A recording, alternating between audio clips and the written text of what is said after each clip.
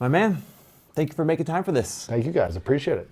We are so excited to be here. To everybody listening, we are sitting in the School of Greatness Studios, which is so exciting. Like this is a big moment. This is an epic studio. It's fun. Like this is incredible. And we get to flip this on you today. You guys, you are listening to the Earn Your Happy podcast and also the Chris Harder Show. I'm sitting here with my husband and Lewis Howes in his amazing studio. This is so much fun because normally I'm listening to you on my runs or in my workouts. So now we get to ask him all. I'm excited. I know. I'm very grateful for both of you.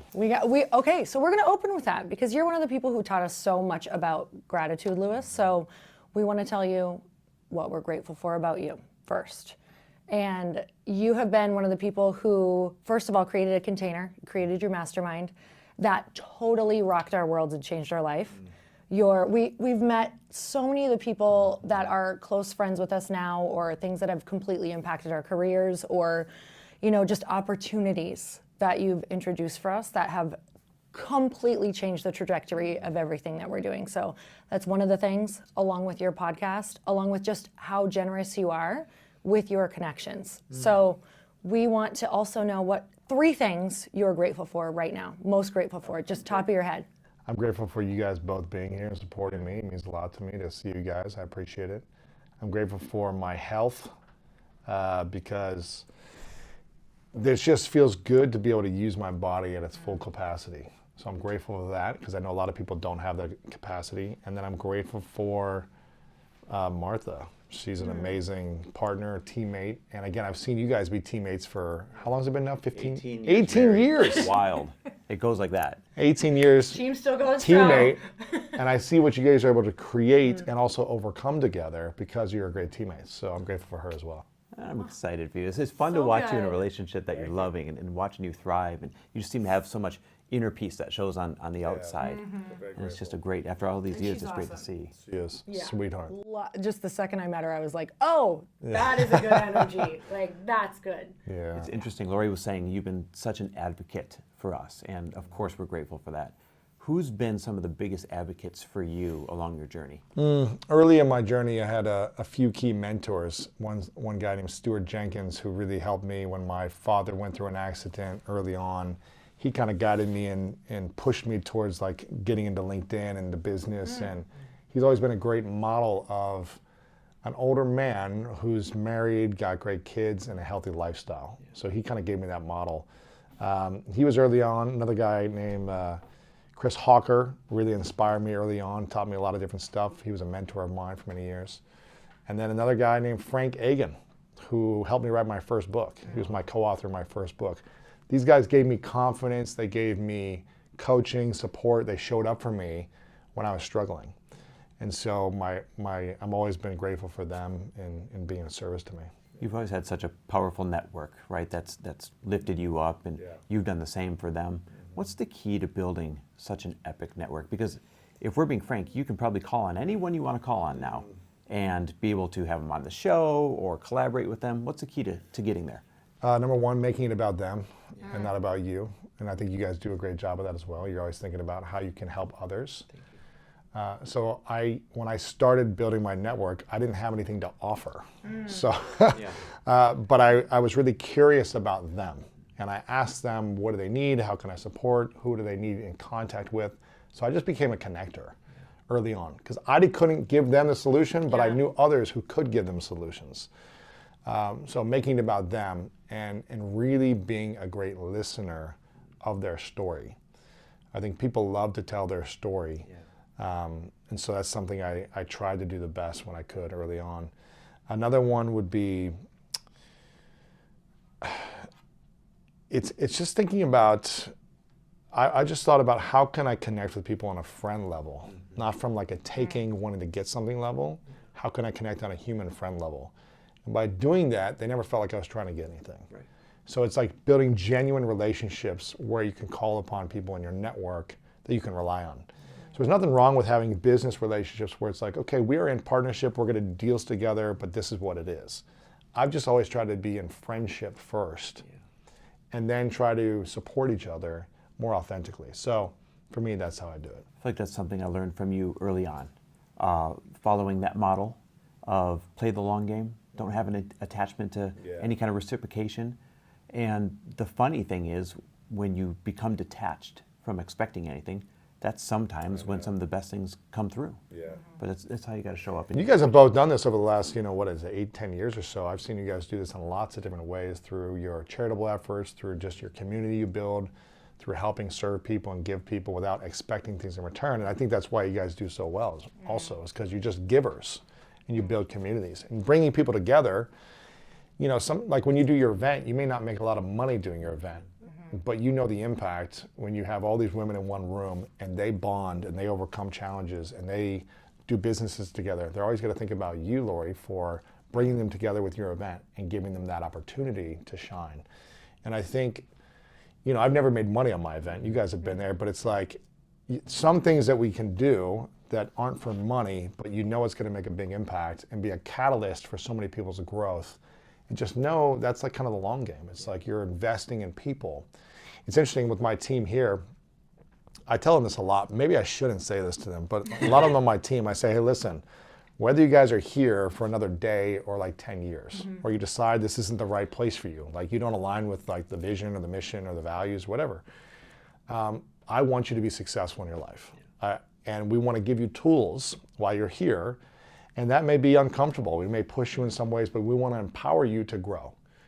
And hopefully, if you decide this is not the place for you, we want the best for you. And hopefully you'll look back on your time and be like, I learned this one thing. I got this good connection. I met someone on the team who I still work with today. And I think that's really all I can do, is try to empower people to grow in their lives. I wonder how many panic when he said, now you might be here one day. I know. Yeah. Is he talking to me? Did he look at the camera at me? Well, it's tough because you invest in people, you onboard people, you train people, Move on. Exactly. So it's trying to communicate. Hey, listen, I was just talking to one of my team today, Brian. I was like, listen, Brian, I want you to be successful here for as long as you want to be here, but I also want you to have tools that if you go somewhere else at some point, you have tools for the next area of your life, and you have tools for your personal relationships. You have courage, you have opportunities for every area of your life. That's what I want. And sometimes that doesn't mean you get what you want. Yeah. Sometimes you invest in certain things and you don't get an immediate return on investment. And there's, again, but when you play the long game and you just care about people, good things tend to happen. So don't get walked all over from everyone and just give without anything, but it's being intentional about why you're giving. Oh, you do that so well.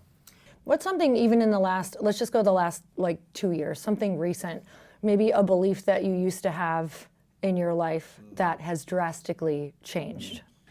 That I don't need people to like me, to like myself. Freedom. Yeah, I don't need people to like me or agree with me or to be okay with my decisions. Where I used to want everyone to like me, and therefore I would give in and abandon myself to make sure that they were taken care of. Or if I was overworked, I would just still move things around to try to help someone. Even tonight, you guys are going to dinner. I really want to go to dinner, but I'm like, I got to practice like taking care of myself because I know what I have the next couple of days. And it's not like this is a bad thing, but I would just try to go out of my way for people so frequently and extend myself too much, even when I was too extended. Right. Even during the last couple of months, it's been interesting because 90% of the things I've done has been interviews for other people's shows. Yeah. But I had a couple things scheduled in to come on my show just to make sure we don't get behind. And then other people had books coming out at the same time, and they were trying to squeeze stuff in with me. And I was just like, gosh, I really want to help you right now, but I need to do this season for these next couple of months where we're just gonna have to wait and do it later. And I used to be really scared to say no. Yeah. I can't help you right now. Why? What would you think would happen? I didn't want to let people down. And I didn't want people to be upset with me or disappointed with me or frustrated with me. And I think I just wanted to be liked by everyone. And I wanted everyone to like me and rely on me or something like that. And now I just like myself, not in a narcissistic way, but I love and accept who I am, whether people are going to accept me for doing something or not. Yeah. And that took a lot of healing. That took changing my mindset and my belief about who I was. And it took really overcoming the fear of judgment, which there's three main fears: failure, success, and judgment. And judgment was my biggest crippling mechanism. The fear of what other people think about me. And I know you were talking about this last month. And I wasn't afraid of failure because I knew as an athlete, this was the path to success. And you make mistakes, and that's part of the journey. The greatest, baseball players fail 70% of the time, right? Michael Jordan missed 50% of his shots. Was he a failure, or was he one of the greatest of all time? Because he missed half the time. Yeah. And so I understood that concept in sports, that I must make mistakes and fumble my way to get better. It's just feedback, it's information. Success was something I wanted. Now, I wanted it from an unhealthy place, to prove people wrong, to look good, to feel like I was deserving and worthy. But when I would accomplish it, it didn't make me have that feeling. I still didn't feel like it was good enough. I would still beat myself up. So I would go for more success and more success. And it wasn't giving me what I wanted to feel. And it's because I was crippled by the fear of judgment. And at the center of all three of these fears is a simple concept that I am not enough. Not pretty enough, talented enough, smart enough, funny enough, whatever it might be. And I didn't feel enough based on my opinions of what other people's opinions were of me. And so that made me go out of my way. It helped me in a lot of ways build great relationships. But then it was also crippling because I would overextend myself. I would abandon what I really wanted to do to put them first. Yes. As opposed to creating the win-win in every situation and season of life. It's like, okay, this is the season I'm in. I'm going to do my best, but sometimes I can't give everything. And learning to sit and be okay with my nervous system, dealing with the potential upset or disappointment of other people. And I didn't have that skill until the last couple of years. And so learning that skill through a healing journey, through releasing that fear and worry, and practicing it. Like it keeps coming up, and I've got to keep stepping into it. Okay, is this a time to really serve and help someone? Or am I abandoning myself by overextending right now? So that's the marker, the decision maker. It's like, do I feel like I'm abandoning myself? I feel like I'm abandoning myself and my mission. Okay. And so I make decisions based on a mission, which is to serve 100 million lives weekly, to help them improve the quality of their life. That means I want to give. I want to help people. I want to show up for people how I can. But if I'm doing, 3 or 4 interviews in a day, I just know I can't give my best after that. So am I hurting myself by trying to give more? Or, it's just being aware, okay, of how much am I giving today or at this time zone? Or can I make this trip? Or is it overextending myself?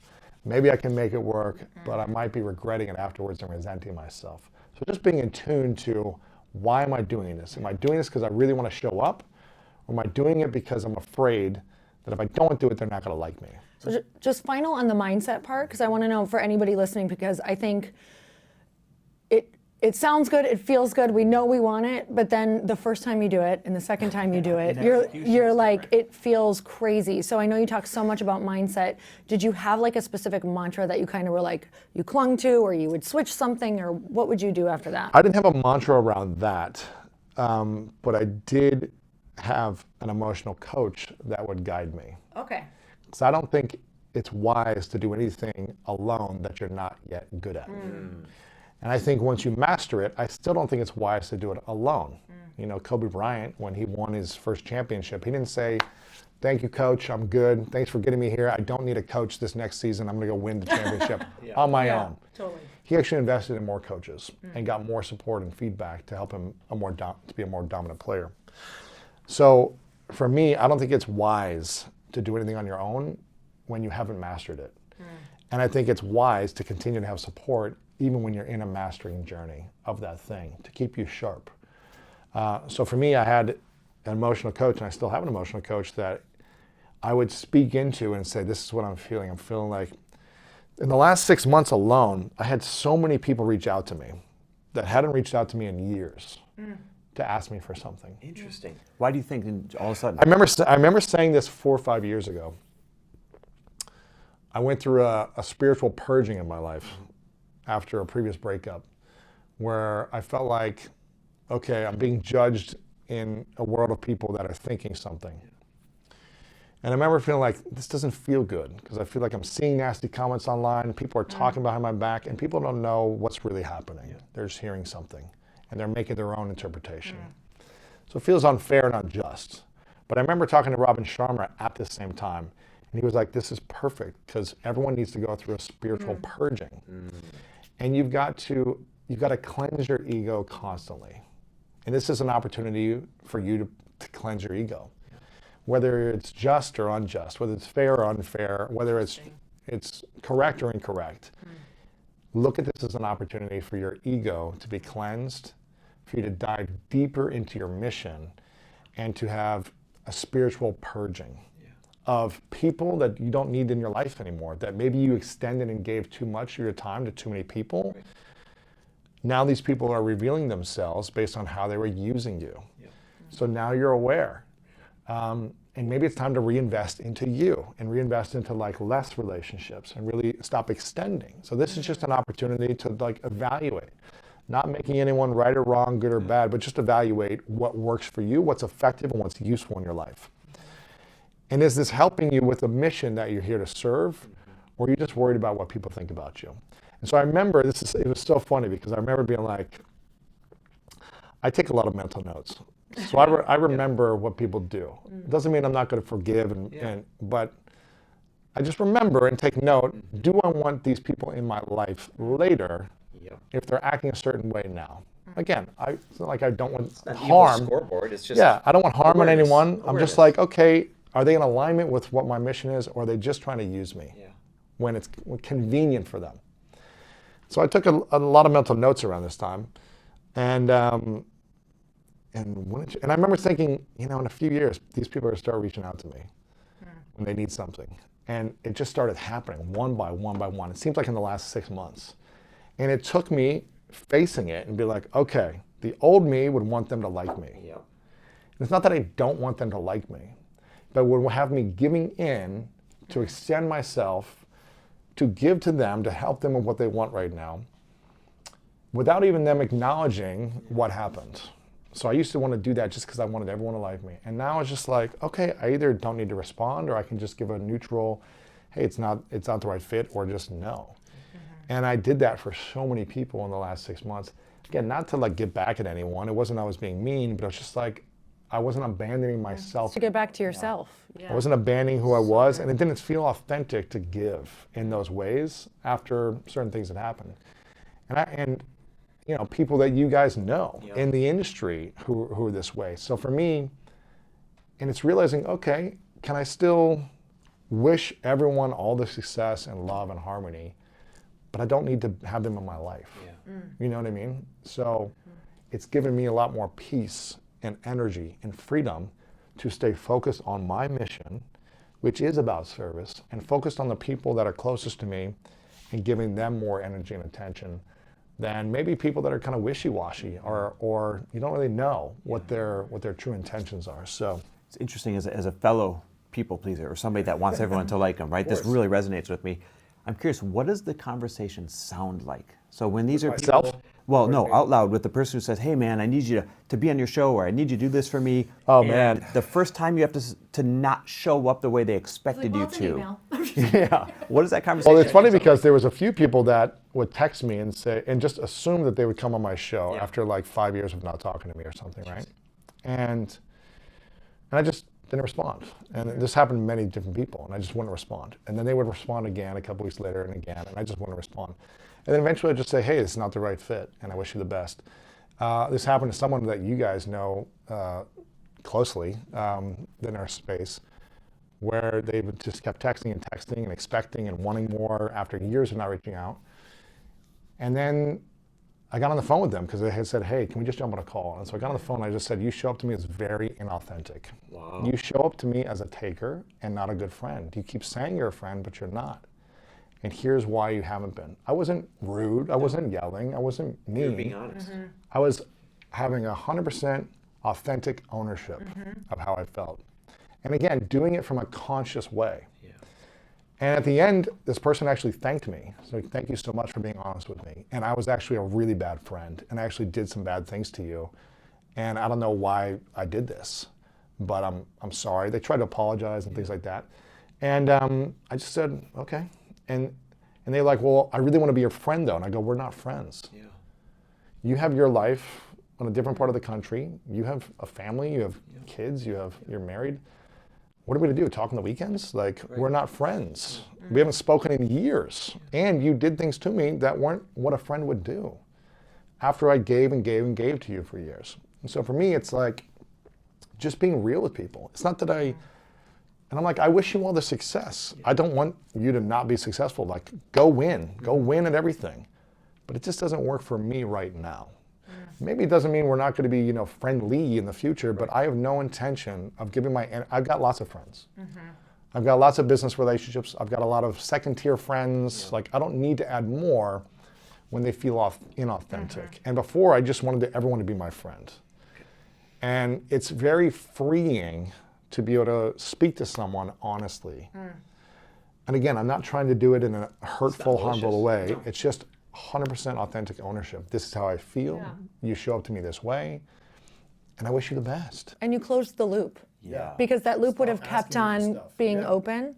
Chris and I are in that space right now. This was the first year that we sat down and we really said, who's on the long haul with us?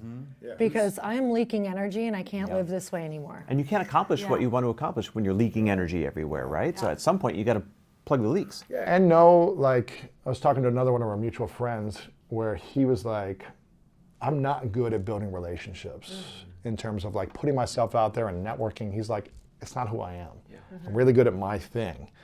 But I understand the importance of partnerships in business. And so I hired a few people that what they do is they reach out to all potential partners, and we essentially say, we want to be in partnership with you, and it's a business partnership. We want something from you, and we want to help you get something from us. So they know what it's all about. They have affiliates, they have sponsors, partners, where it's like, we're going to do stuff for you, you're going to do stuff for us. But when it's like people that start out as friends, and it just feels inauthentic to me if they say, hey, we're friends, but do this thing for me. So it's just learning how to navigate that. And I started my business being friends with people first and just wanted to elevate. So it's just learning how to navigate it a little more authentically. Well, I really commend you for having that honest conversation and for taking it as far as saying, hey, we're not friends. Because I could see me maybe having an honest conversation, but then bowing at the end saying, okay, well, we can work on it. I mean, you went all the way. And it's not that I'm not going to, if I see this person in public, I'm not going to say hi and be friendly and say, how are you doing? Because I can be a human being. Yeah. But to act like we haven't spoken in years and you did some things that I didn't really jive with years ago, and now you want me to promote you, you want this, you want that, you're asking for all these things, that's not a friend thing to do. No. So for me, it's just like, yeah, we're not friends. And you have your life, and that's okay. Yeah. I don't need to be your friend. No, I think that's so important for people to hear in this. I actually was just in a room doing a live podcast last night, and so many people were talking about like they feel like they meet people, or they even meet people at events or your event, and we have to carry everyone with us like through the whole journey, or everyone has to like everyone, and it's like we're all just trying to navigate and find who our fits are. And you really only have time. I feel like we really only have time for like 5 quality, like close friends. Yeah. Yes. And when you're in a partnership like you guys have, which is beautiful, you probably want to spend a lot of time with each other. We do. Like now that I'm with Martha, I just want to come hang out with her every night. You know, it's like I want to spend my time where it's peaceful, where I feel accepted, where I feel seen, and we can elevate each other. Yep. And I'm like, okay, that's fun for me. I don't need to see people all the time and say yes to every meeting like I used to. And again, season at a time. When I have nothing, I'm going to say yes to everyone and try to like meet people. And then it's reclaiming my energy now so that I can focus on my mission. Do you feel like you have a lot more energy? Like, what are the bonuses? Abundance of energy. I feel like an abundance of energy. I feel like I have an abundance of energy. I mean, listen, I'm doing multiple interviews a day right now, so it's like I'm managing that. But I feel overall, like I know moving in with someone, buying a home, making big investment purchases, launching a book, doing 3 to 4 interviews a day while managing a business and managing a team of 20 virtually and here with all their nuances of life and navigating all the emotions of those things together. 5-10 years ago, I'd be a mess right now. But because I have a beautiful relationship and I have harmony in the relationship, I don't have moments of like, okay, this is a moment, I got to take a breath here. but I feel peace overall. And I feel like I can navigate all these things. I'm just like, it's all going to work out. You know, the house is going to come together. The investment's here. The team, it's going to work out. It's going to unfold how it needs to. And that gives me a lot of peace. But again, it's been a 10-year journey of like ups and downs, mistakes and lessons, and you know, and improving and healing in order to get here now. And it feels good, but I think the only way I'm able to do it is because I constantly do emotional coaching. I don't think I would be able to do it as effectively without having a continual support from my partner, but also a coach that just allows me to like get it out and just release and move on. So that's why I think it's wise to have support in these areas of life. I want to switch modes just for a moment. You got a couple of big milestones that you just hit in there coming up. You got a very special birthday coming up in a couple of weeks, right? Yeah. And a birthday party. Right, right. I'm like, and you've got a School of Greatness just turned 10 years old. yeah. Wow. How many people have you touched? Have you reached by now? Well, I count like long form downloads or views of like 20 minutes or longer, and that's about 650 million downloads in 10 years. Yeah. Wow. But it took, but even the last year alone was 150 million downloads. Wow. So it's taken a while to like accelerate it, you know, 10 years. People would look at you and they'd say, he's done it all. He's got it all. You know, that's what I want to do. I want to aspire to be like Lewis. But I know we're always our own hardest critics. So now that you're turning, can I say it, 40?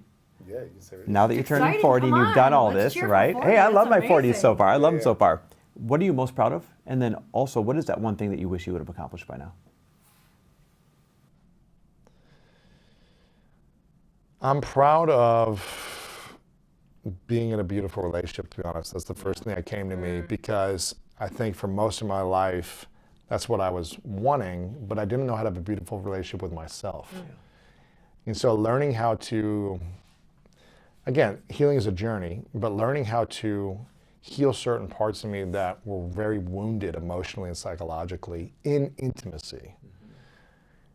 And seeing how far I've come, if I look back at my younger self will be proud of the extreme pain and suffering that I put myself through and overcame. Yeah. And this is not to compare to other people's suffering and things like that, because we all have our challenges. But I used to beat myself up a lot internally. So to see myself be at peace with me and create a loving relationship, for me is something I'm really proud of. What was the second question? What do you wish you would have accomplished by now? Is there anything, that nagging thing that shoulda, coulda, woulda? Here's the interesting thing about this season of life. I'll give you context. When I finished this book, when I finished writing it, I remember feeling for the first time, not for the first time, but I remember feeling like I did everything I can that I wanted to put in this book, and I felt really proud of the product. Right, I felt proud of it. I had a great writing partner. I felt like we were really connected, and I was able to get the message out that I wanted to. That I was like, this is the book I wish I had at 16, 21, 30 for me. Yeah. This is the book I wish I had 2 years ago to help me with all the stuff I'm navigating. Yeah. And I was like, I'm glad I have this for myself in 10 years at the next season or stage of life. You know, marriage, kids, more responsibilities, all these things, like how to navigate at these different levels. I know Lori loves the levels.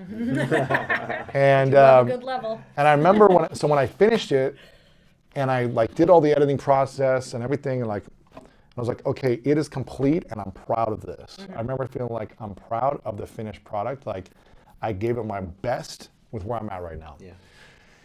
Before. And I set goals for results I want to hit, right? But I released them right away as like, even if it doesn't happen, I'm still proud. Because I said I'm going to get a killer game plan that's going to set myself to do my best effort. I'm going to be in the playoffs of the game of this book. I've got 6 months runway leading up to it, the strategy, the team. Like we've got the game plan, and now I'm going to execute. And as long as I give my best every day leading up to it, then I'm like releasing the results, and I can say it authentically to you. Yeah. Because before I couldn't have said it. Right. Where I'd be like, if I don't hit this, I'd be upset. Right. If I don't get this list or this many sales or this press, I would have been upset. and disappointed and had kind of like an expectation hangover. Frustrated. I would have been angry. Yeah. And we'll see with the test once the book comes out. I mean, that's a test to face it. I got to face the results and see like, okay, am I really still proud no matter what happens? And I believe in my core that I will be. Yeah. So again, I haven't faced it yet, but I believe that I've released it because I know in my heart and my mind, I'm giving everything I can while also taking care of my health and my relationship. And I don't want those things to suffer to try to get like a number or a result and like burn myself out. That's not greatness to me.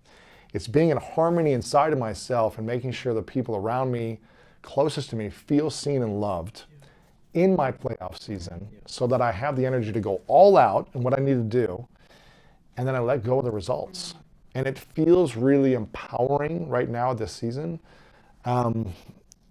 But, listen, when stakes are high and people are involved, like you want things to be a certain way, but I'm just learning to let go and knowing that all I can do is show up and give my best in every moment and be present with you right now and not thinking about the next thing. Like I'm here, I'm doing my best.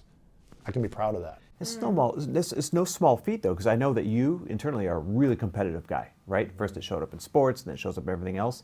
So to miss a milestone, to not win the championship game, metaphorically speaking, by having the book crush it, for you to say, I know that I left everything on the field, and that's the part I'll be proud of. And the trophy would just be the icing on the cake. That's come a long way from who you used to be.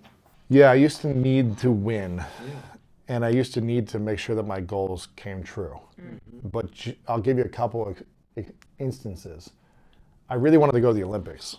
And I'm not ruling it out, but I've kind of retired from handball because I haven't played in like 2.5 years. Is there an age where you age out of handball? I mean, most people stop in their late 20s. You know what I mean? So everyone on my team was 15, 20 years younger than me, the USA national team. Tom Brady of handball. Exactly right. But I practice like a couple times a year. They're practicing every day, right? So I just was able to kind of stay on the team as like the last man by getting by because of my skills as an athlete, because of my leadership, communication skills, and things like that. And I could still play, but they had the advantage. They're younger, stronger. They're practicing every day. If you don't use it, you're gonna lose it. Anyways, I spent 8 years chasing a dream of trying to. I was on the USA national handball team for 8 years. I was traveling around the world. I was playing with all these other national teams, Olympic teams I was playing against in Brazil, Argentina, Israel, the UK, Mexico, Canada, Uruguay, all these different places. And just because the dream didn't come true doesn't mean it wasn't a dream come true. The experience That is so That's good. powerful. was a dream come true. The people I met, I got to wear USA across my chest and sing the national anthem in front of, thousands of people in Olympic type experiences, national teams, and playing against Olympians. So I didn't go to the Olympics, but the journey of what I learned about myself was a dream come true. So the results were failed, but who I became was a success. And so that was one instance. My last book, The Mask of Masculinity, I wanted it to be a New York Times bestseller. I thought it was a great book, and it is a great book, but it didn't hit the certain results that I wanted. And I remember feeling let down by it because I was like, man, this is a book that I felt like is really going to help a lot of men heal. And just because it didn't get the results then, 5 years ago, what has come since then has blown my mind. Just last week, I got an email or a text from a friend of mine who does work with inmates, prisoners. And I've gone to a couple prisons with him to help men. And a year and a half ago during the pandemic, I did a live stream to all the inmates, the prisons, like their little TVs in their cells, talking about the mask of masculinity, how men can be more vulnerable. And I think when men learn to heal, the world heals. Because a lot of men are the ones causing pain, the mass shootings, the harm, the domestic violence. It's because there's a wound they haven't yet healed, right? There's a wound inside that causes us to be angry, reactive, and do bad things, unlawful things. So I did this kind of speech and talked to, it went live in all the prisons, but I didn't know how many people were watching it, but it was live on all the channels. And I didn't hear anything for the last year and a half. I got a text message the other week from my friend who is supporting this. And he sends me a photo of a 6-page handwritten letter.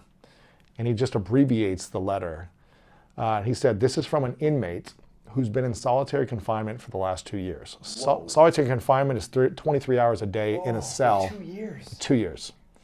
1 hour a day outside by yourself, just getting fresh air, and the rest of the time in a cell.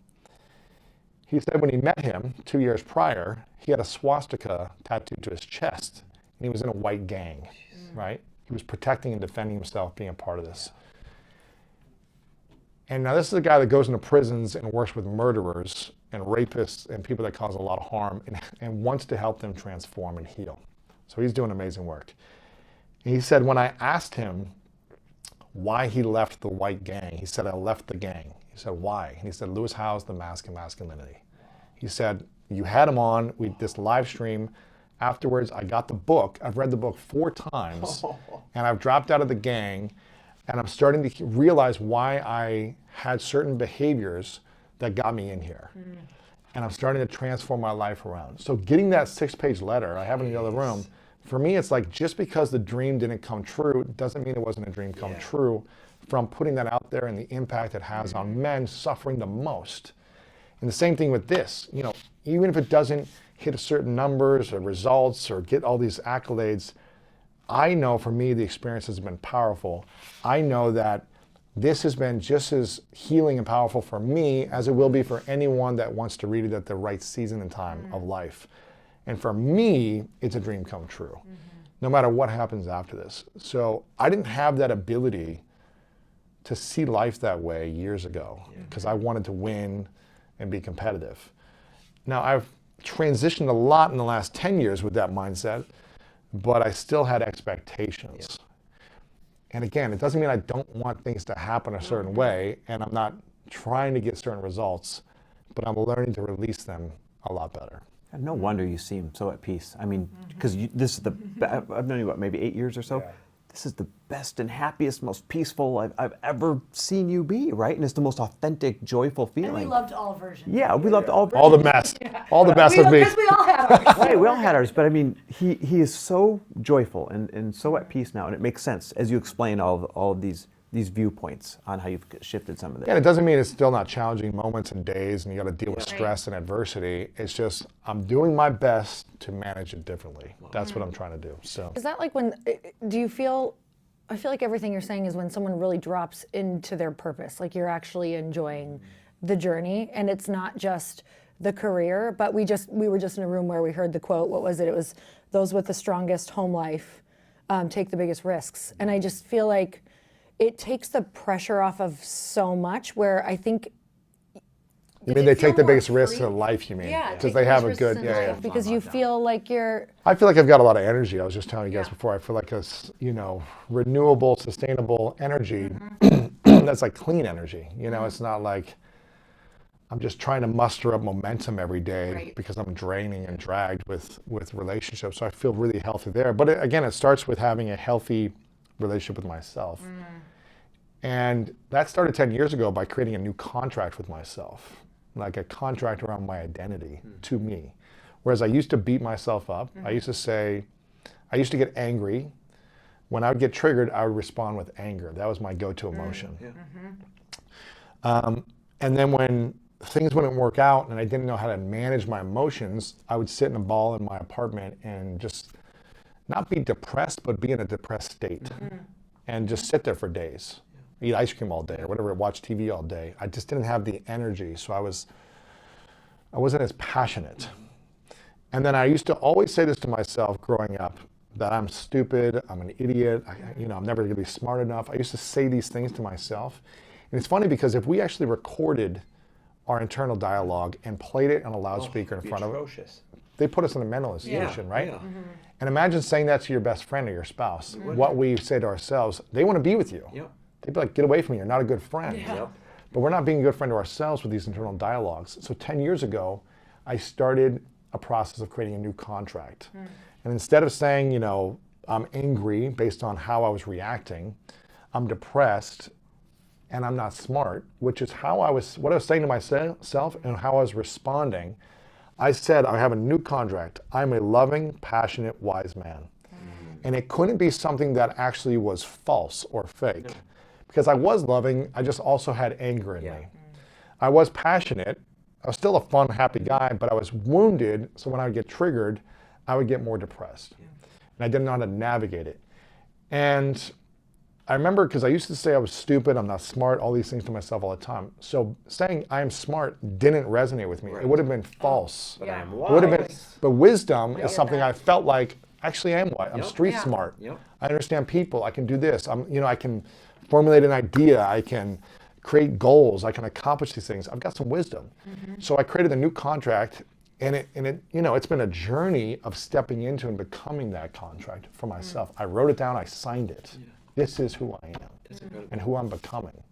And so it's been a process of using a lot of these strategies that work for me. What's the best strategy in this book that people can use the same way that you use that strategy? It's a loaded question. There's when there's a number of things around like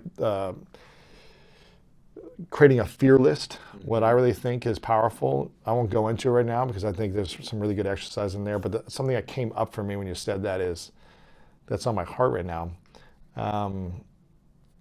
When I was going through this time, I don't know, 4 or 5 years ago, where Robin Sharma was like, "This is a perfect thing for you to go through. It's a spiritual purge, right? You're letting go of ties that you no longer need, relationships that are draining your energy. There's leaking energy." And he said, "Can you think back to a time where you went through a really painful time?" And I was like, "Yeah, a lot of them." And he goes, "Just tell me one." I go, "Well, I mean, when I broke my wrist and I was devastated because I had this dream, and then, I'm on my sister's couch for a year and a half trying to figure out what I'm going to do with my life." And he goes, "Would you go back and change that?" I go, "No, because if that didn't happen, I wouldn't have been called to do this mission. And who knows where I'd be if I played football for 3 to 5 more years. Maybe I'd get stuck in that thing and I wouldn't have been called here." And so actually that season gave me like the drive and the curiosity to do what I'm doing now. It started this process. And without it, I wouldn't be here. And he goes, "Yeah, so just remember that this is going to be something that you need in the future. It's giving you what you need." And I started thinking, like, after I heard him say that, I go, we hear hindsight's 2020, and I go, I just want to start having future hindsight now. I want to put myself 10 years in the future and see myself 10 years from now and say, why did I need this today? And talk to my 10-year-old self and say, this is why you needed it. And start thinking from the future of why this is actually exactly happening in your life today. So what you went through the last couple of years, if you could think in the future to 33-year-old Lori and say, okay, Sweet. Wait, I wasn't supposed to laugh at that. your 10-year-old's older self Yeah. who's actually having a conversation with you, with all the wisdom you're going to have in 10 years, from all the experiences, you being a mother, you being a leader and a CEO, and all these things that you're going to be, and just speaking back and whispering, this is exactly why it's happening now. This is why you're going through this. It's all going to be okay. That is super powerful. It's 'cause I all can good. Already see You know what I you mean? saying that. And just speaking to yourself from the future, as weird as that might sound. No. And I started doing that then. And I started doing that, a couple of years ago when I went through a breakup. And I just remember being like, this is the most uncomfortable feeling right now. And I don't want to be in this. But this is happening for me if I can just have future hindsight now. If I can see in the future why I need this. And don't do it alone. Get support from others to be like, why do you think this is going to be helpful for me? It's hard to see when you're in it sometimes. So get support from your partner or a coach and say, well, maybe this is, you're learning the tools you need. It's going to give you more humility. You're going to be wiser for the future. You're going to save yourself years of headaches in the future. Whatever it is, there's probably lots of stuff in your past that was painful, that was tragic, but you wouldn't change it. Why? Because it gave us a benefit too. So it's just having that mindfulness during the season of stress and pain that this is all supporting me for my future. You have 4 steps in your book to help people change their mindset or get into the greatness mindset. Are you in one right now? Or is there one where you're like, this is the one, this is the place I'm really spending time on right now? Well, I think it's, I think a lot of people don't celebrate when they're in the process. Guilty. You know what I mean? I was telling you guys before then, I was on the cover of Success Magazine right now. And in the past, I would sometimes like diminish my accomplishments. Like you want something so bad, but then you're like, oh, okay, well, it's not enough, or diminishing it, and I think there's a season of making sure every day being in celebration of how we show up today, but then also the big moments. Yeah. So I'm allowing myself to celebrate because I feel like if we don't celebrate what we've created, we're not opening a door for more good things to come to us. Right. So celebrate. It doesn't mean we need to like drag it on for like a whole year or something, but celebrate the moment. Take a moment to connect with your friend or loved one and celebrate yourself and say, I acknowledge myself for showing up consistently. Take a moment, a dinner, and then you can move on or whatever it is. But most of us just kind of like move on quickly. Right. It's on to the next. And I think really just take the time to celebrate. So for me, it's being in service constantly and constantly being in a celebration of life. We had a friend of ours pass away recently. And if we don't learn to celebrate, then we miss out on a lot of stuff. If we don't need, and this last weekend, I was at a celebration of life for another friend who passed away. And if we don't celebrate the people in our life when they're here and when they're not here, then what's the point of it all? So something that I know you guys probably do this really well, but me and Martha, we celebrate each other every day. We look at each other in the eyes and we acknowledge each other for what we're grateful for in the other person. And it feels good. We're not like bragging on each other nonstop, but it's just an acknowledgement of life, acknowledgement of you being here and showing up. And for all the good, all the challenges you're overcoming. So I feel like if people can celebrate those things every day, it'll be a beautiful, beautiful thing for them. It's interesting. So we start every morning with what we call the Power 9, right? 3 things we're grateful for, 3 things we're excited about for the day, and 3 things we want to manifest. You guys dance too, don't you, in the morning? Don't you do like a little minute dance, or you used to? We used to. Yeah. You gotta bring it back. Yeah, Let's we gotta go. bring that back. Where'd that go? Bring that dance back. I remember I was that. going to say, many times what I'm grateful for is Lori, and I'll say it out loud verbally, but we don't for you. look at each other. For myself. Yeah, I wake up every day. Hey. We don't look at each other and speak that greatness into each other. That's a really cool tip. You guys also do like well, I don't know if you still do. Maybe you stopped the dancing and everything else, but you still do the walk after dinner, all that stuff. yeah. Walk in the morning 3 miles, walk in the evening 3 miles. That's a lot of walking, It is. man. That's Well, the 2 sheepadoodles demand Yeah. it. Oh yeah, that that's true. helps a They little do. bit too. They demand That's a it. wow. But that's an opener. So that's a good question for you. Like, what are some openers that you have in your relationship now? Like containers that are ensured that you're going to get your conversations out that you need. I mean, we also have agreed to doing like joint coaching with Oh, yeah, with so a that's coach. So we do that, I don't know, whenever we need to, but it's usually once every like 4 to 6 weeks. We do it individually with ourselves, but we also do it together. So that allows for that space to have those conversations. But we're also always in the conversation. So we're never like waiting for something to be like, okay, now I'm going to talk about it. We're like, let's talk about this. Okay, let's talk about it more in therapy as well. Yeah. And so that's really helpful. But again, we share 3 things we're grateful for every night, and that is a beautiful way to complete the day. Having those traditions, those containers, it's crucial. I think it's beautiful. And she also wakes up with a smile and just like hugs me and kisses me. Naturally Right? happy. We're these morning happy people. She literally, Thank God for them. Thank God for this one, because I'm just like, oh yeah, we should be happy. I wake her up to a mantra every morning.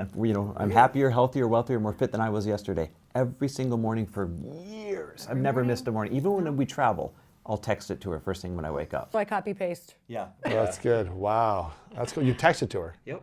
Yep. You don't say it to her. No, in the morning No, when we're in the together, I morning, say if it. Oh, when you not travel, you Yeah, text but it. When we travel, even then I'll text it. First thing I do when I wake up. That's beautiful. I think there's so much importance in choosing the set of lenses you want to see the morning through. Because if you can control your morning, you can control your day. If you control your day, you can control your week, and so on. Is that why Lori's a mess? We'll be like, we woke up today. Like that's the best way to wake up is just to like, I don't know. I think the cheesiest stuff sometimes works. It works. It gets you out of whatever so you're into. good. Yeah, it gets you out of that funk or that. It's talking about relationships. Our fathers were very important relationships for each of us, and your father is an important relationship for you. I don't want to leave him out. And what we have in common is we both lost our father too early. What is something in your greatness mindset? What is something in this book that your father would be so proud that you're passing on that maybe he passed on to you? It's a good question. You know, you said, can I say the number or whatever? I'm going to be 40 in, I guess it's a few weeks. He never celebrated the numbers when we hit our birthdays, which in the beginning of my life, I didn't understand because I was like, well, everyone else is having presents and cakes, but we aren't celebrating me. I was like, do you not love me? He said, I love you very much, but I don't want you to be limited by your age. Wow. And so he didn't celebrate any of our birthdays. And it wasn't because he didn't love us, because he actually showed us love and affection. My parents didn't do it that well with each other, but he showed it often and consistently in a lot of different ways. And he said, I never want you to feel like you're too young to go after a dream or too old to do something. And a lot of times that's what people do. They let their age dictate what they're capable of creating in the world or doing or not doing. And I never want you to think you're too young or too old to go after your dreams. So for me, that was a beautiful, but I was like, Dad, you can still buy me a cake, you know.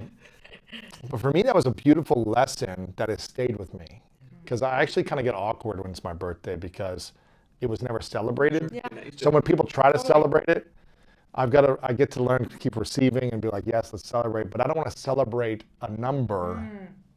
It's more of like, I want to celebrate my way of being.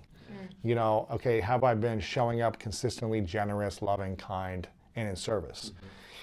If so, let's celebrate that. Let's celebrate the community we built. Let's celebrate life in general, but not, I've made it this far. That's incredible. And so I try to just emphasize, and I think that's why I still have a lot of like just childlike energy. I just kind of act like a kid a lot, which I think because I never focused on the number. And I never thought like I need to start acting a different way. Now obviously I have responsibilities and things like that, but I've tried to have a childlike heart. And I think he passed that along by not focusing on like, okay, another year knocked off, like you're getting a little older. It was just like, no, you can do anything at any time if you don't limit yourself. And so that was a beautiful lesson. What was something he taught you, your dad? That's cool. For mine, he was the eternal optimist, and he was always positive, and he never complained. Never heard Lori him and I have complain sat once. down, Never. 20 and years, we've never. tried to think of one time that we saw it, even like I'm tired or anything. Nothing. Man, Not better a man than me. single and I more than hear me. But that's become, if I related it to a greatness mindset, something that I strive to build that muscle. And I am nowhere near building that muscle yet, but we're conscious of it and we work at it, and we call each other out when we complain now, and we'll say things like, hey, Dad never complained once. Like, It's pretty big. yeah, it was one of the best gifts he's That's ever amazing. given me, and by default her. Something we, you know, as an athlete on sports teams, a lot of the great coaches that I met, they cared about, yes, they wanted talented players, but they cared more about attitude, energy, and effort, and how you responded to challenging situations. If you had your head down and you didn't run back, or if you were like, I'm just going to run back and give it my best even when I make a mistake. And that's what I look for people on my team and in my life is like, do you have attitude, energy, and effort? We can teach skills, but I think it was either Steve Jobs or it was Elon Musk. I think it was Elon Musk who said like one of the biggest mistakes, I'm paraphrasing, is hiring for talent and not for like culture fit. Yeah. Because he's like, I hired too many nasty people that they were so gifted and talented, but it just created a cancer within things, and it caused more stress on me navigating and dealing with it. So I'd much rather have a less talented person on my team with incredibly good attitude, energy, and effort towards life, and work on building their skills up. So Yeah, that impacts you. Like that is life-changing for you. So In the title of the book, I guess I'd call this a subtitle, Unlock the Power of Your Mind and Live Your Best Life Today. Fast forward to 100 years from now when you're at the end of your life. How will you know? What will the We're living tangible? robot now. I'm optimistic. I'm optimistic. How will you know you've lived your best life? Like, what would be the tangible evidence? I saw a guy who was like in his 80s or 90s, like the super wealthy, like billionaire guy, talk about like what is success at that age. And he said that my kids still want to hang out with me. We talk about that. And I think that just came to me when you asked that. Like if I, the people that I've impacted and been around in my life, they want to hang out with me genuinely because of my heart, not because of what I've created in life. I think that will be something I'm really proud of, and something that I'll be like, man, I did it right, you know? I love that. That's incredible. I love that. Pitch the book. Who's it for? Who'd you write it for? This was for me. I wrote this book for me, stuck, struggling, trying to figure out life, trying to navigate the pain and the not enoughness inside of me. And so whatever season you're at, if you feel like there's something holding you back, if there's some fear or self-doubt holding you back, I just want to let you know that you're not alone. And a lot of people struggle with the same type of fear and insecurity. And I wanted to, this has been 10 years of research for me, finding the top neuroscientists, brain surgeons, emotional therapists, coaches, and leaders in the field of understanding the emotions on their wisdom and my mistakes and lessons on how to navigate it with a little bit more ease. I'm not saying it's going to be perfect, but I want to give people a better process that I wish I had 10 years ago when I was really struggling. So that's what this is about. That's who it's for. And I'm grateful for you guys for having me on. I love that. So grateful. I want to do a little giveaway, if you don't mind. The first 100 people that listen to this episode that will tag all three of us, Lewis, Lori, and I, with their favorite takeaway, something they learned or something that was of impact to them. We and our team will buy and send them one of these books. Appreciate it. Just want to be able to get in as many hands as possible, because this really is a book about greatness, you know, and we need more people to live into their greatness out there. Yeah, we're so, honestly, I don't know where, I'm sure we would have found our way, Lewis, but you really helped a lot. And so much of what is in that book is what we've been able to adopt from you. And just thinking about all the people we've been able to impact because you've impacted us is just so amazing. So we're so grateful for you, truly, yeah. I'll close by saying this. You always wrap your episodes up with, you know, speaking words of affirmation into people. And I want everybody listening to know that what they see in you when you're connecting people and giving up of your own self to lift other people up and all that, it's as real and genuine and way more than actually meets the eye. And that's the real human being that you are. And I want everybody to know that that is the extraordinary person that you show up as every day. Thanks, Chris. Appreciate it, brother. Thank you, man. Love you too, man. Appreciate it. Appreciate you both. I'm so grateful for both of you. All right, you guys, we're so grateful for you. Give Lewis a shout out. Make sure you tag the three of us, and we'll send you a book. We're so excited. And until next time, we will see you next week. Bye, everyone. Thank you.